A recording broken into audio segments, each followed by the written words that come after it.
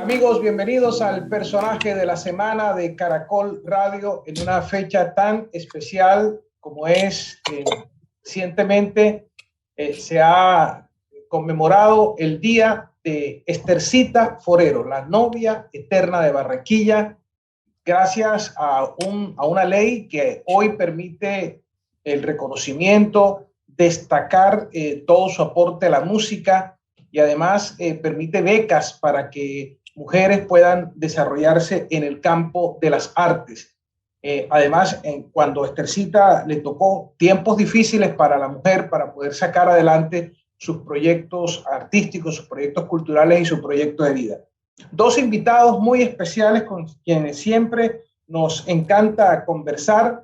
Está con nosotros Teresita González, la nieta de Estercita, y que además se ha dedicado en preservar la memoria viva de la novia de Barranquilla. Tere, gracias por estar en una fecha tan importante, tan especial para la familia y estar aquí en Caracol Radio. Gracias a ti, Martín, a todo tu equipo de trabajo y a esta oportunidad de volver a saludarnos y que tengas ese cariño allí intacto hacia nuestra querida Estercita. Vamos a estar conversando, Tere, gracias. Álvaro Suescún, destacado escritor, investigador cultural, periodista, un hombre que se ha dedicado a producir desde sus letras mucha investigación cultural y autor del libro Puentes Musicales sobre el Mar Caribe, donde se relata la historia de la vida artística de Estercita Forero. Álvaro, de nuevo, un placer, un gusto compartir contigo en Caracol Radio. Martín, muchísimas gracias por esta invitación. Te lo agradezco mucho y espero que tus oyentes sepan excusar algunas circunstancias de movilidad que vamos a tener enseguida, pero trataremos de responder tus inquietudes y las de ellos con el mayor gusto.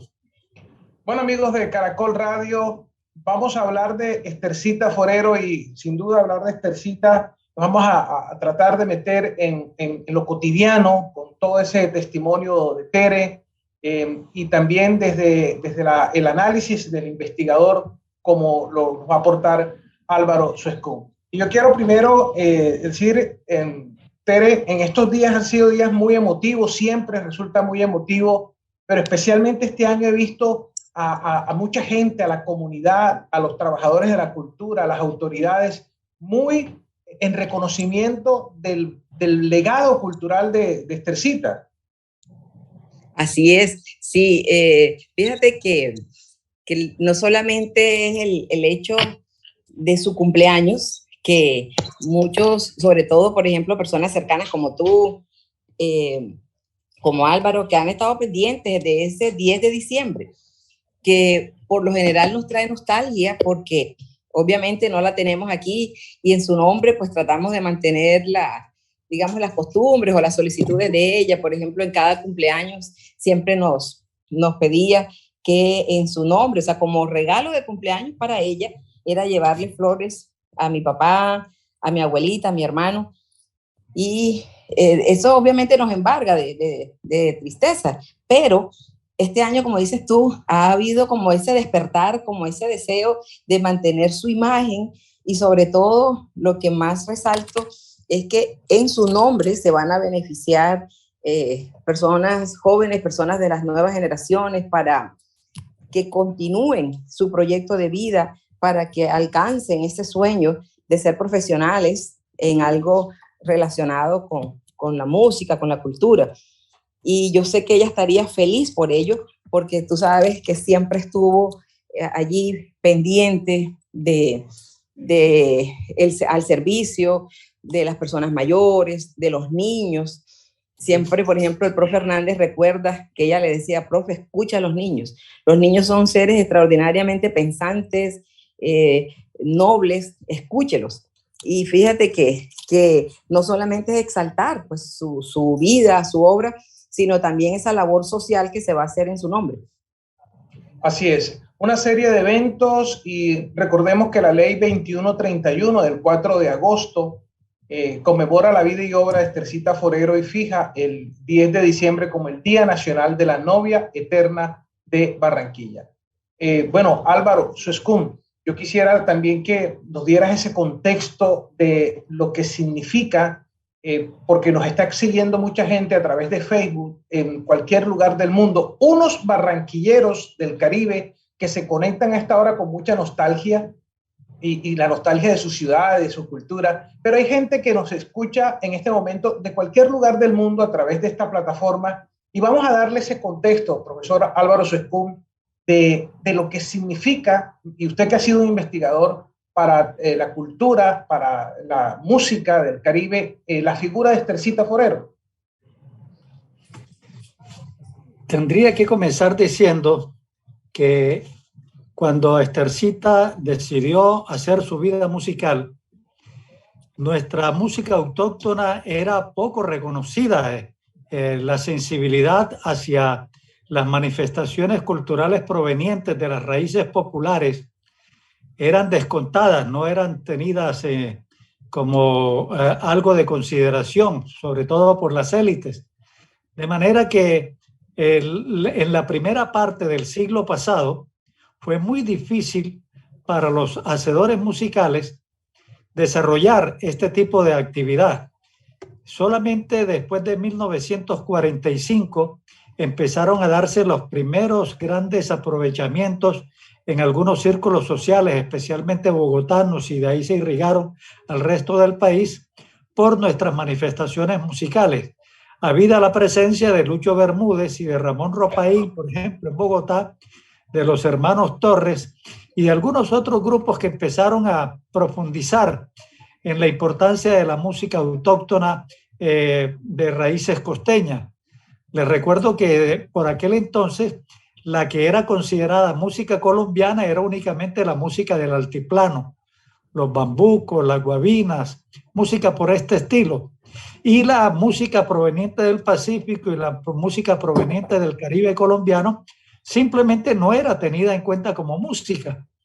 De manera que Estercita fue muy consciente de eso desde sus primeros días y a la edad de 20 años la encontramos entonces haciendo recorridos por los puertos del río Magdalena. Hay que anotar también de paso que la comunicación por vía terrestre no era fácil en nuestro país, no habían las carreteras, las estaciones de ferrocarril simplemente consideraban algunas zonas socioeconómicas de cierta importancia, y la vía fluvial por el río Magdalena era la única expedita que permitía comunicar a la costa Caribe con el interior del país. Pues Estercita utilizó esta última vía, puerto tras puerto, desde Barranquilla hasta Honda, allá en el Tolima, que era la última estación portuaria para subir a Bogotá. Estercita Forero recorrió una y otra vez estos puertos, llevando su música, cómo no, difundiéndola y sobre todo investigando sobre nuevos pronunciamientos musicales en cada uno de estos pueblos ribereños.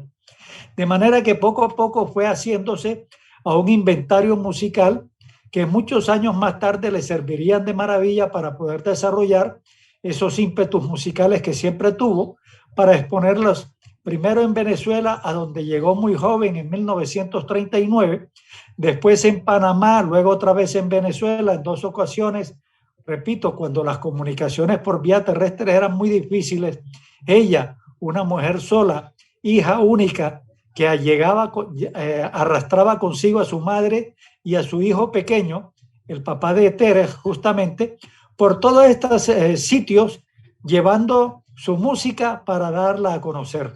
De manera que el primer gran reconocimiento que hay que hacerle a Estercita Forero es justamente ese, la gran capacidad que tiene para olfatear la importancia de nuestra música folclórica, y segundo, haberse atrevido a llevarla más allá de nuestras fronteras e imponerse musicalmente con esa voz tan característicamente dulce que ella tenía.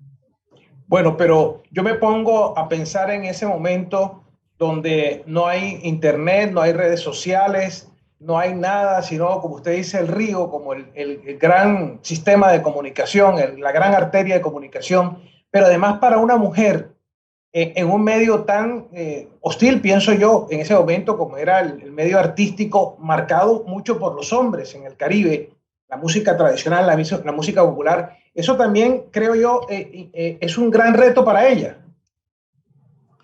Mira tú que aciertas en esa indicación, porque una de las características que yo le conocí a Esther Forero fue la pulcritud moral y esa manera de hacer énfasis en que ella le tocó luchar durísimo, no solamente contra las circunstancias, porque era mal habido, mal conocido, mal visto que una mujer se adentrara dentro de estos círculos musicales, porque normalmente estaba acaparado por los hombres y con un problema, un agravante adicional.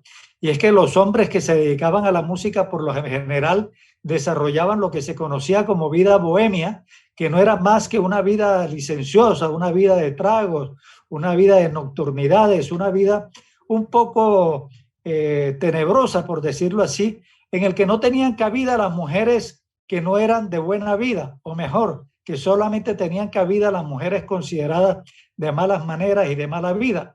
Entonces Estercita tenía que moverse en un medio que él era completamente hostil.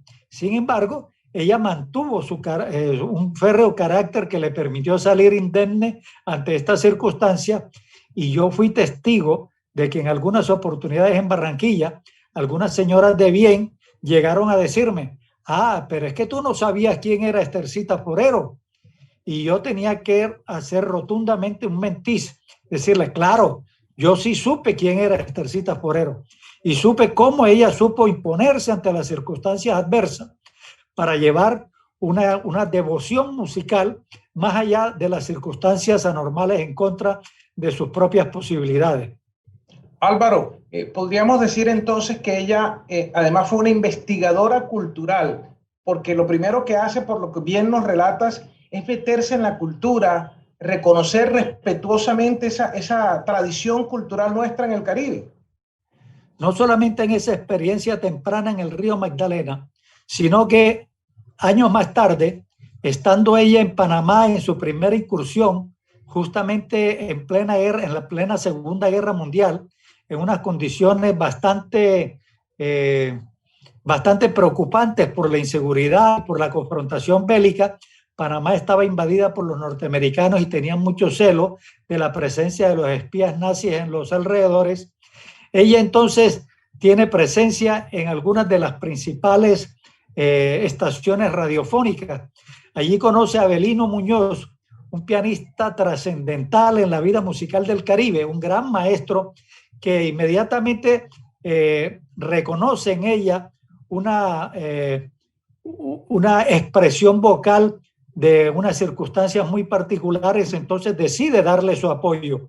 Con el maestro Avelino Muñoz, ella desarrolla entonces una actividad bastante importante, pero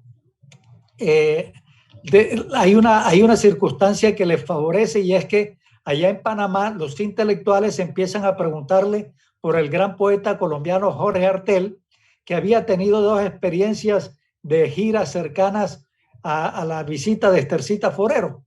Jorge Artel, hay que agregarlo, es el poeta de nuestras negritudes, un gran intelectual, profesor de la Universidad de Cartagena, gran alumno de Langston Hughes y muy conocedor al punto de la vida y obra de los afroamericanos, al punto de que se le considera uno de los tres más grandes poetas afroamericanos de América, junto con Luis Palés Matos y junto con Nicolás Guillén. En una de esas incursiones, Jorge Artel había estado en Panamá y por eso le preguntaban a Estercita Forero que si ella conocía a ese ilustre pensador colombiano. Obviamente ella no sabía nada, pero una vez regresó 2 años después en esa larga estadía que tuvo en Panamá en aquella primera ocasión, una vez desembarcó en Cartagena. Hay que recordar que el viaje entonces se hacía por mar y en los puertos más cercanos, los sitios más cercanos a Colombia en el Caribe, eran las islas de las Antillas y la zona de Centroamérica. Una vez llega a Cartagena, ella pregunta por Jorge Artel. Le dicen que pueden dar razón en la Secretaría de Cultura Allá se encuentra con Aníbal Esquivia Vázquez, que era el encargado de cultura, y él se encarga de presentarla con el poeta Jorge Artel. Le hacen entonces una presentación de Estercita y Jorge Artel en el Teatro Heredia de Cartagena, una presentación magnífica que tiene todas las boletas agotadas por tratarse de dos personajes singulares en 1940. Y a partir de entonces hacen una llavería intelectual que lo lleva a recorrer no solamente Barranquilla, sino el resto del país. Y aquí un breve paréntesis para responder a tu pregunta. A partir del reconocimiento con Jorge Artel, también conoce a Aníbal Esquivia Vázquez, como ya hemos dicho, pero circunstancialmente también a Gustavo Ibarra Merlano y a Clemente Manuel Zavala. Recordarás tú que Clemente Manuel Zavala después fue el instructor más adelantado de Gabriel García Márquez cuando éste empezaba sus inicios periodísticos en el Universal de Cartagena. Pues Clemente Manuel Zavala, que era de San Jacinto, le reclama a Estercita por haber hecho esa investigación musical solamente en los pueblos ribereños y la insta a que se atreva a investigar, a reconocer esas manifestaciones culturales musicales que hay en la región de los Montes de María.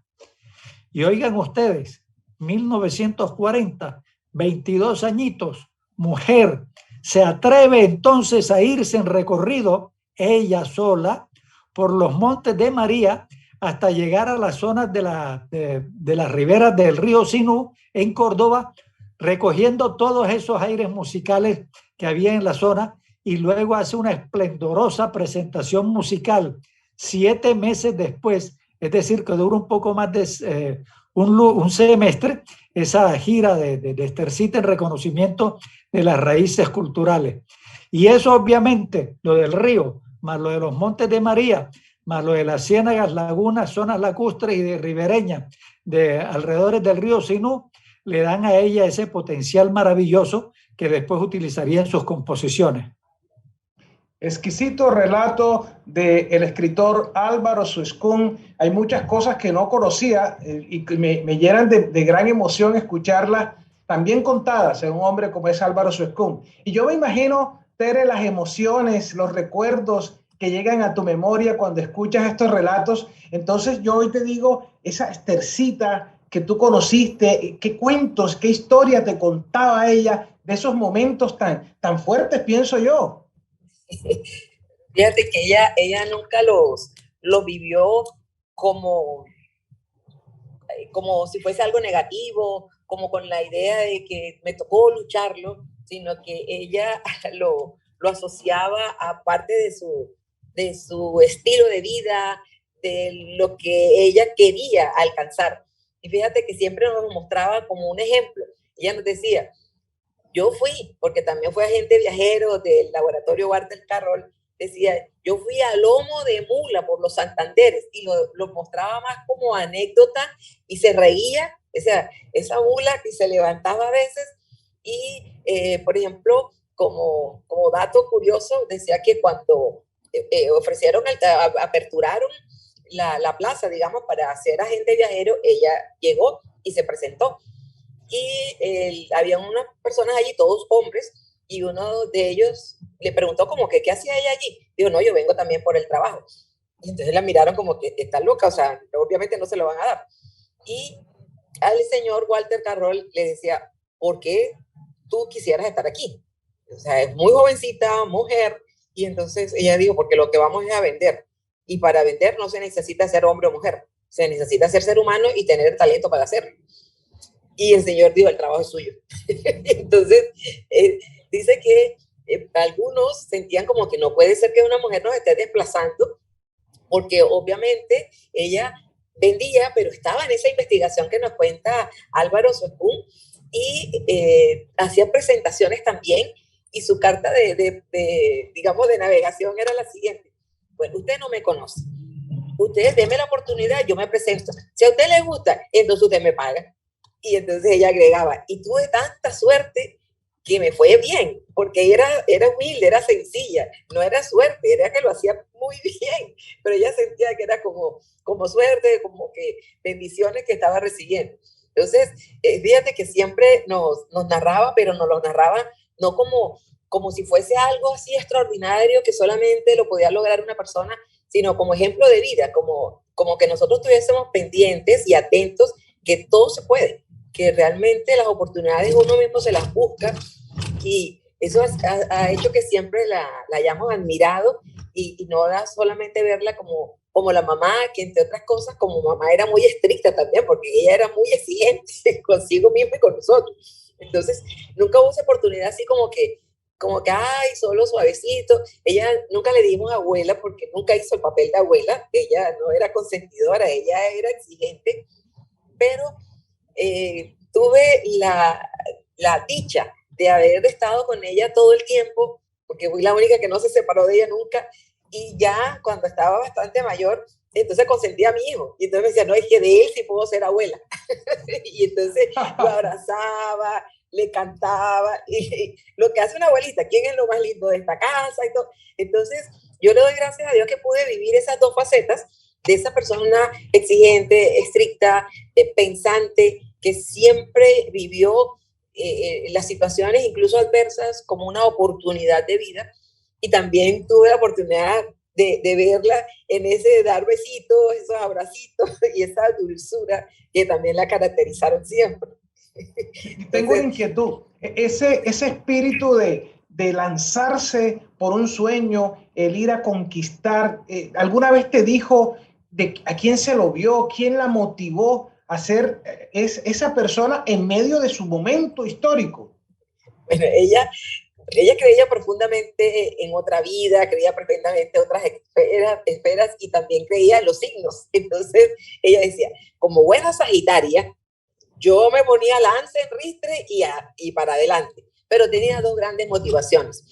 Mi abuelita, o sea, su mamá, era una persona muy frágil emocionalmente. Y ella nos dice, desde pequeña, yo tendría 5 o 6 años, yo sentía que yo tenía que velar por mi mamá, porque mi abuelita la educaron, era la menor de todos, y la educaron como que la nena, pobrecita, que no conoció a su mamá y a su papá, porque mi abuelita quedó huérfana, tenía 40 días cuando murió su papá y 6 meses cuando murió su mamá.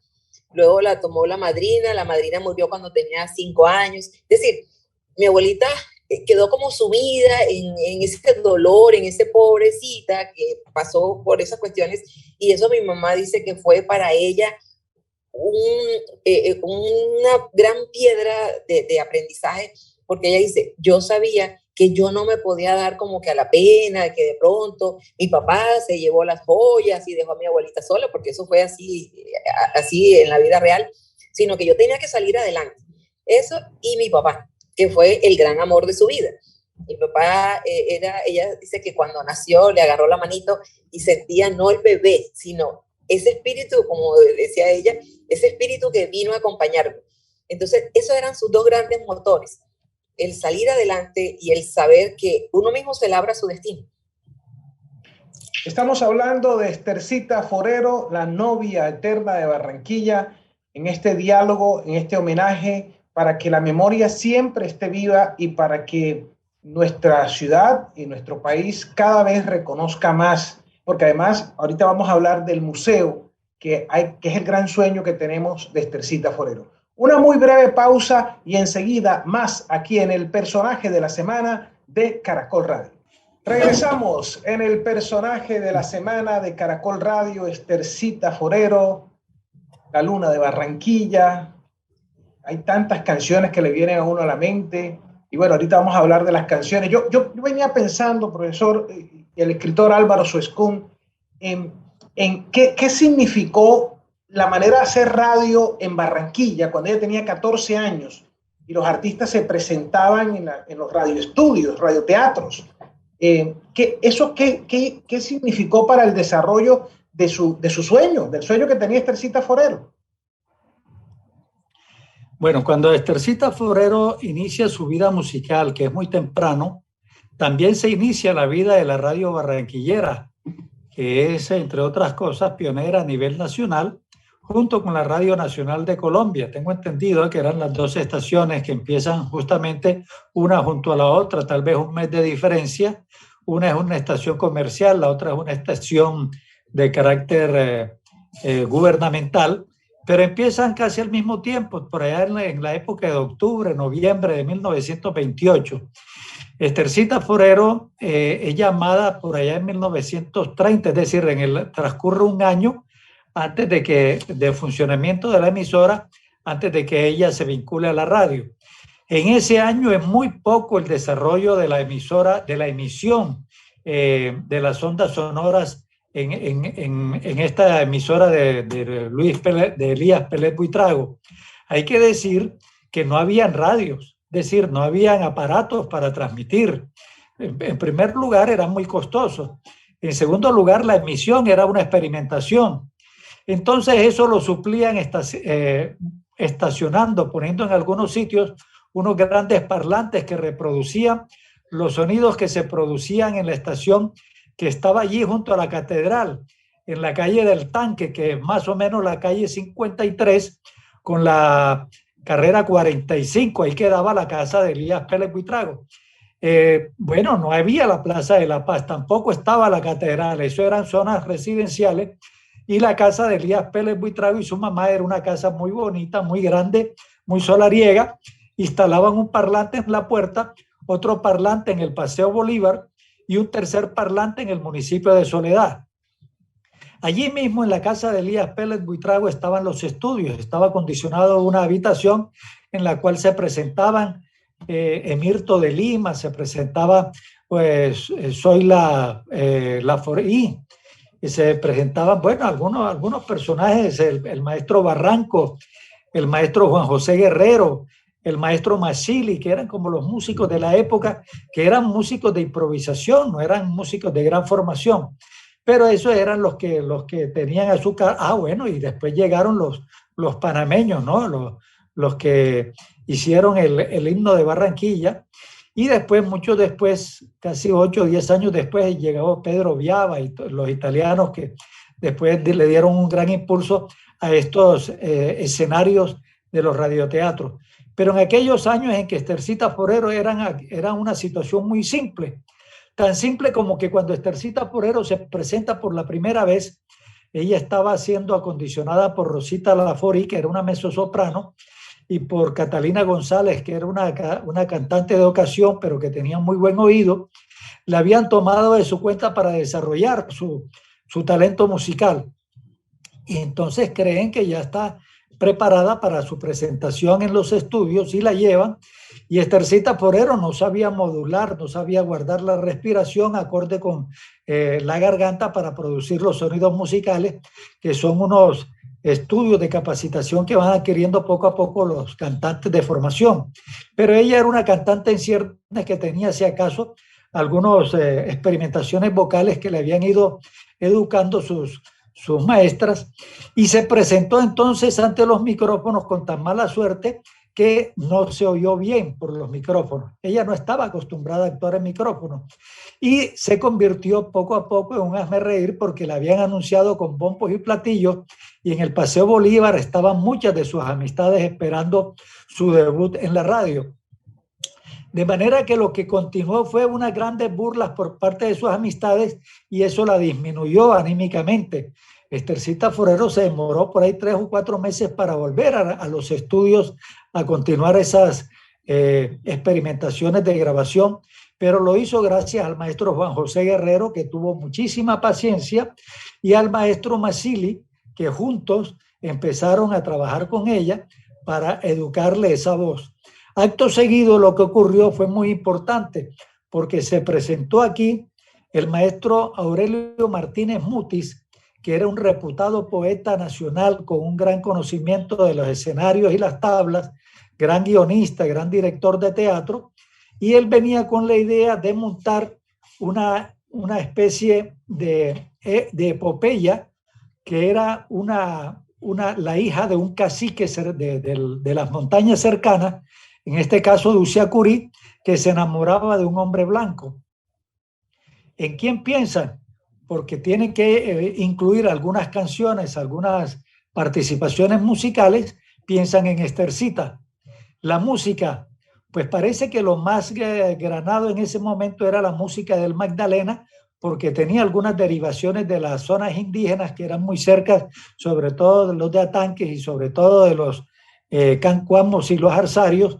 Entonces se traen una canción de allá, invitan a un juglar, de esos juglares que los nombres quedan perdidos en la memoria, porque después es muy poco lo que se recuerda de ellos, y la canción tampoco se recuerda mucho. Hay algunos pasajes de esas canciones que he podido recuperar, pero no hacen el completo de la música.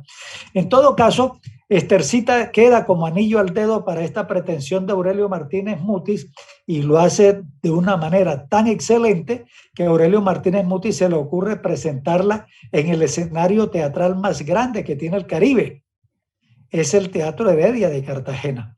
Entonces arman el elenco, se van por el río Magdalena hasta una estación ferroviaria que hay en las cercanías de Calamar, y de ahí entonces toman el tren hasta Cartagena para presentar. Estercita tendría, ¿cuánto? 15, 16 años cuando hace su debut en el escenario teatral de gran dimensión. Digo de gran dimensión porque ya Estercita a los 5 o 6 años había estado trabajando con Marina Boguetti y con Luisa Tetracline en unos grandes escenarios que habían en Barranquilla, en el barrio Abajo. No sé si tú recuerdas, algunos de nuestros oyentes a lo mejor sí hagan memoria de el teatro que existía en el barrio Abajo, que era un escenario de los ingenieros industriales y mecánicos del río Magdalena. El nombre desafortunadamente se ha perdido, se conoce como el Teatro de los Ingenieros Mecánicos y Navegantes del río Magdalena, pero tengo la recuperación de un hecho que nos puede indicar el lugar donde existía, y es que años después, cuando este sitio estaba derruido, completamente en ruinas, lo tomaron unos artistas y llevaron allí un grupo que tomó el nombre del sindicato, porque allí, antes de convertirse en ruina, funcionaba también el sindicato de los marinos y de los navegantes y los bogas del río Magdalena. Este grupo después fue conocido porque ganó el Premio Nacional de Artes Plásticas con el nombre del sindicato. Pues ese escenario, en el barrio Abajo donde funcionaba el sindicato, era el mismo escenario donde funcionó años antes, muchísimos años antes, el Teatro en Mención, donde hizo Estercita Porero sus comienzos musicales. Bueno, qué historia tan maravillosa. Yo me he transportado con las palabras de Álvaro Suescún a ese momento, a esa historia, y me imagino a Estercita luchando por sus sueños. Se repone de esos momentos difíciles cuando imagínese usted en una ciudad como Barranquilla, yo me imagino tan pequeña, y que las cosas no le salieron bien. Otro tira la toalla, pero Estercita no tenía el carácter para seguir adelante. Pero bueno, Álvaro, habíamos quedado en la primera parte del programa de su regreso de Panamá, pero todavía, y que sale entonces a lo que es toda la zona de los Montes de María, y sigue esa recopilación cultural. Pero en esa época ya Estercita tenía algunas canciones, ya se le conocía alguna producción propia de esas canciones que hoy escuchamos, o ese es un producto que viene después. Ella pequeña, perdón, ella pequeña componía. Dice que ella hacía como especie de poemas. De hecho, lo primero que ella ganó porque participó en un concurso fue con un poema que se llama Vertical, que le hizo a una palmera.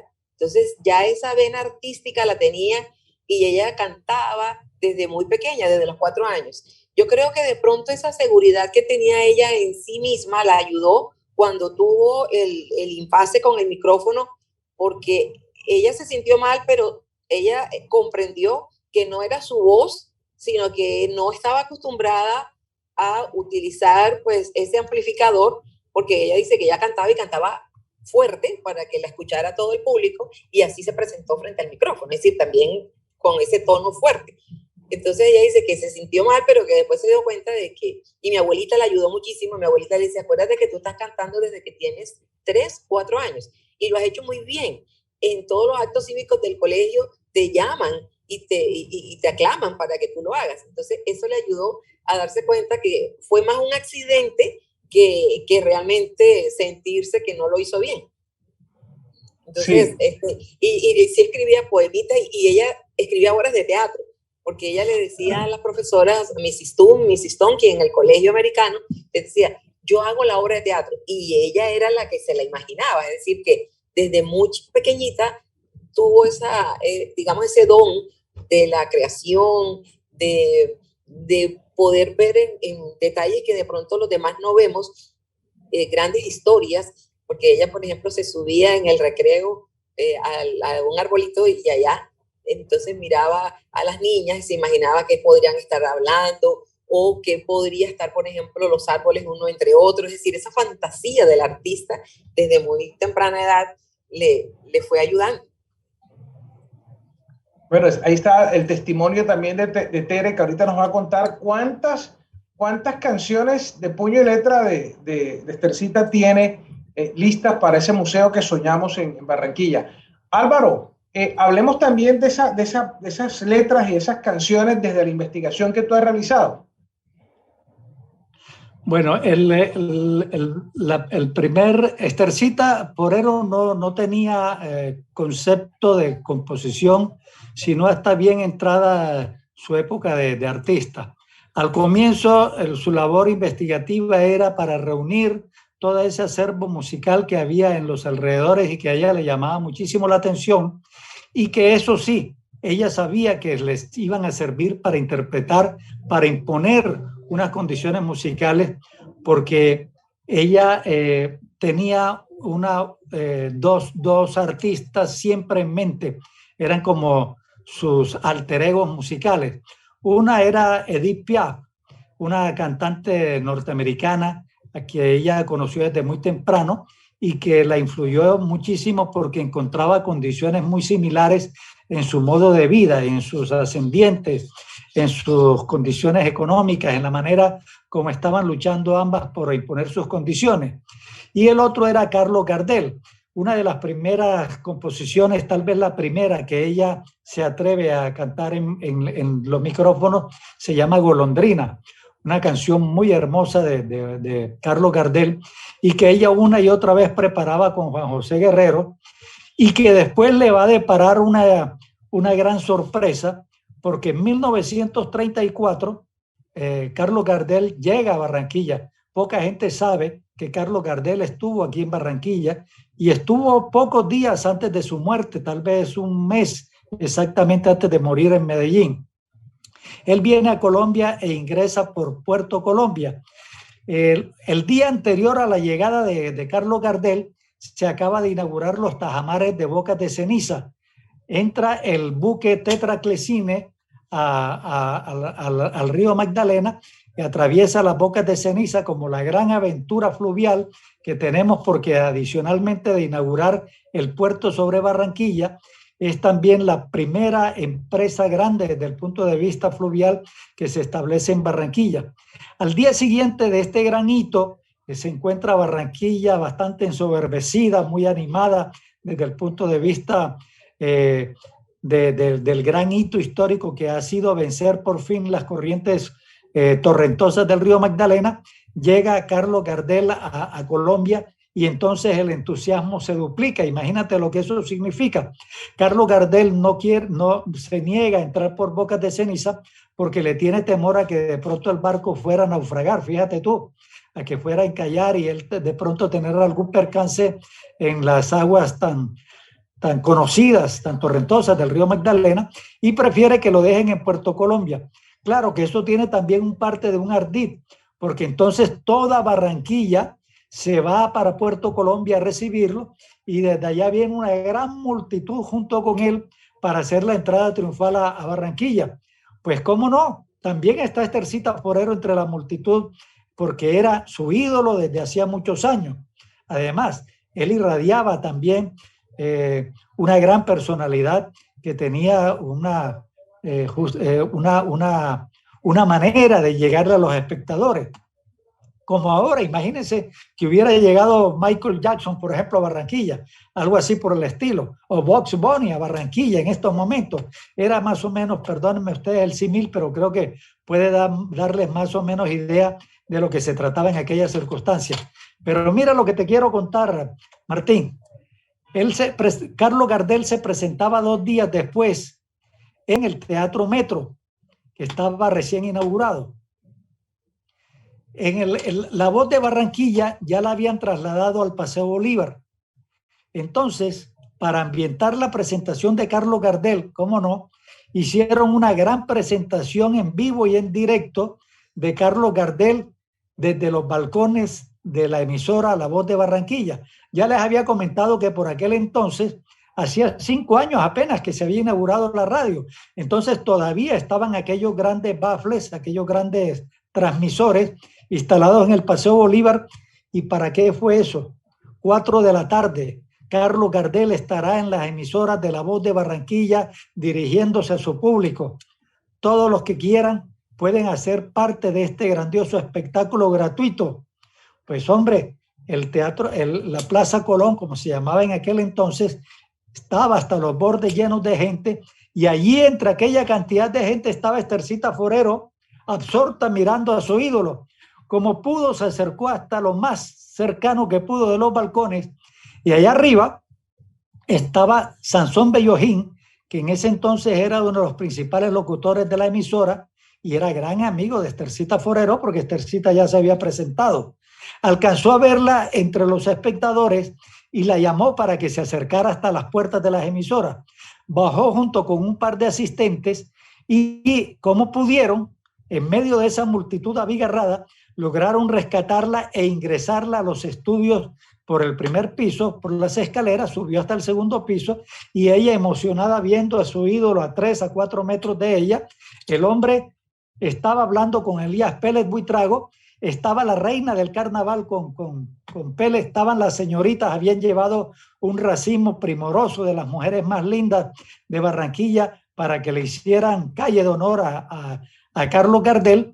Y entonces Carlos Gardel ya anuncia que va a salir a los micrófonos a cantar, y Sansón Bellojín le dice: aquí entre nosotros hay una cantante muy buena que quisiera saludarte.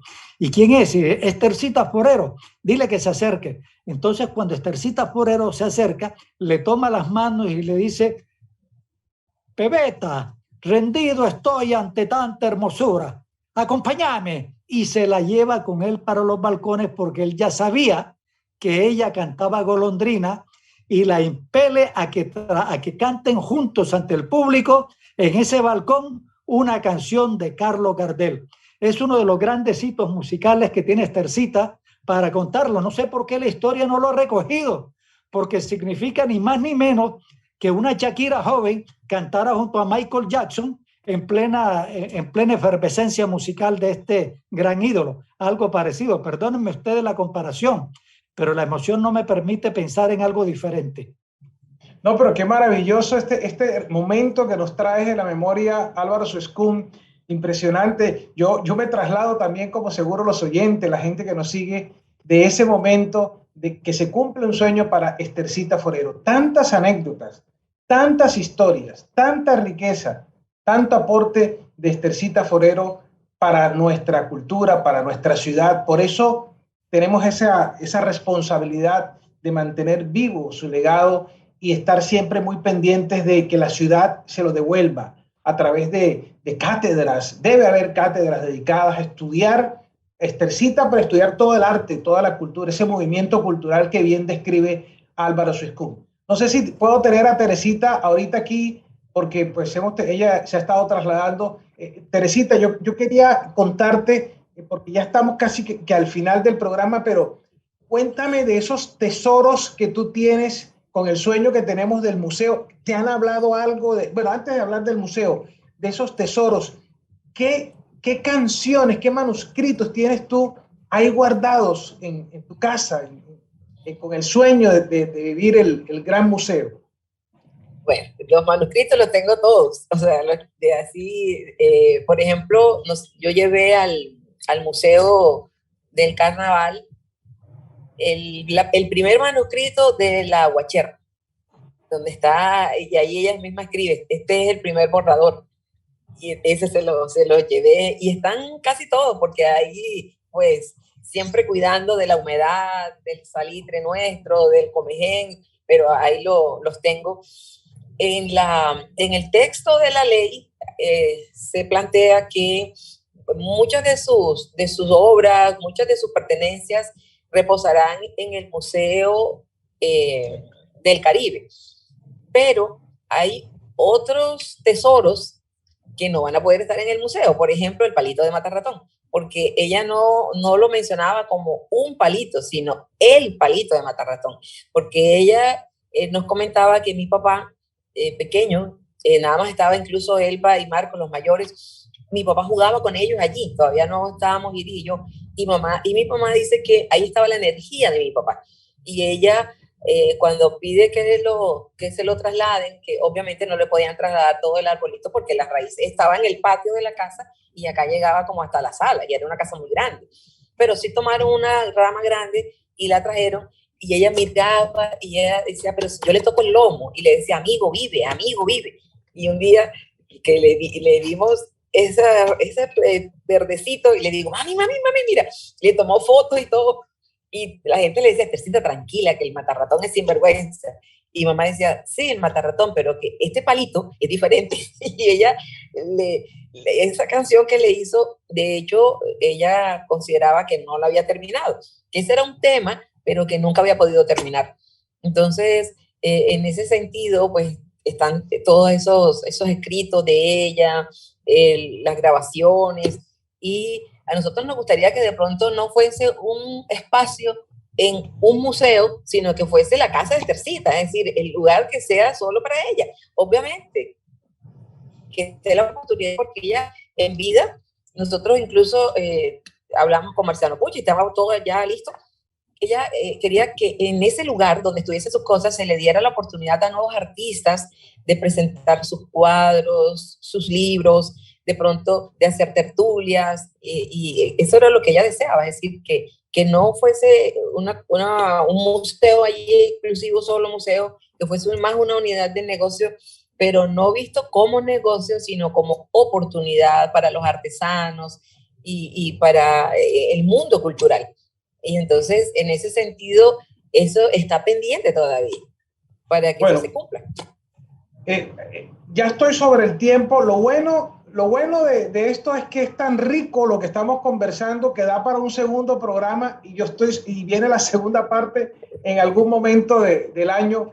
Pero yo quisiera ya al final, y agradeciendo a los dos, profesor Álvaro Suescún, usted hoy, yo le pregunto, ¿cuál debe ser ese compromiso de Barranquilla con el legado de Estercita Forero? Usted que la ha investigado, que tiene toda esa riqueza en la historia, en su libro, ¿qué debemos hacer como ciudad para el legado de Estercita? Esta mañana en Carnaval, en el Museo del Carnaval, expresé algo que creo que tiene que ser una convocatoria ciudadana. Estercita le entregó mucho a Barranquilla, indudablemente. Nosotros en la ciudad conocemos y recordamos a un Estercita Forero que tiene esta fisonomía, pero nosotros lamentablemente poco hablamos de este Estercita Forero. Mira qué belleza cuando ella tenía 40 años, pero más todavía, ella en su juventud, y Tere allá en la casa debe tener estas fotos, ella era una mujer muy hermosa, es decir, era una mujer con unos rasgos físicos en su momento que hicieron que estas obras están inspiradas en ese Estercita Forero que también vivió y transcurrió su vida. Mi gran preocupación y mi gran solicitud es que rescatemos la fisonomía de Estercita Forero tal cual fue en el esplendor de su vida ciudadana. Nada hacemos, claro. Es importante recordar lo que la mayoría de nosotros conoció, pero es que los años solamente agregan un poquito de estado de ánimo depresivo y un poquito de decrepitud también en el físico. Rescatemos ese Estercita Forero, como también rescatemos la dimensión formal de Estercita Forero, que era gigantesca. Yo me lamenté mucho en vida de ella, de que la ciudadanía le hubiera otorgado ese pequeño espacio que se conforma en ese triángulo que ahora es un parquecito en la carrera 43 con la calle 74, aledaño a La Troja, en donde está una escultura minúscula, más pequeña que ella incluso, en sus mejores épocas. Le reclamé al doctor Callafa, que tuvo la iniciativa, claro, agradeciéndole porque de todas maneras era una manifestación de agradecimiento, pero me parece que era algo miniatura, algo que no correspondía con la sensibilidad social y esa trascendencia que ya Estercita había dibujado con su actividad artística. Y Estercita, muy sabiamente, como siempre lo fue, me dijo: ay, manito lindo, es mejor estar aquí en donde la gente pasa, porque es una zona muy concurrida, y alguien de vez en cuando dirá: adiós, Estercita, y no estar perdida en esa jungla del Parque del Sagrado Corazón. En ese entonces todos los parques eran supremamente descuidados, llenos de matorrales, de basura, de marihuaneros, de mucho vicio, en vez de estar perdida entre tanta maleza. Ella tuvo razón en aquel momento, pero ahora ya no.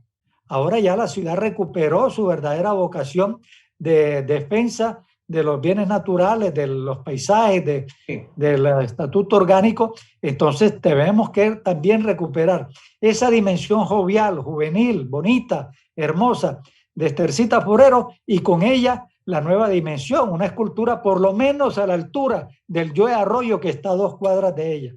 Amigos de Caracol Radio, gracias por permitirnos compartir con ustedes estas anécdotas, estas historias. Bueno, he aprendido tanto aquí con lo que ha dicho el profesor Álvaro Suescún y con también lo que ha dicho Teresita, y queda pendiente una segunda parte de este diálogo en tanto momento, porque Estercita Forero está viva en el corazón de Barranquilla. Hasta la próxima, Álvaro, hasta la próxima, oyentes de Caracol Radio.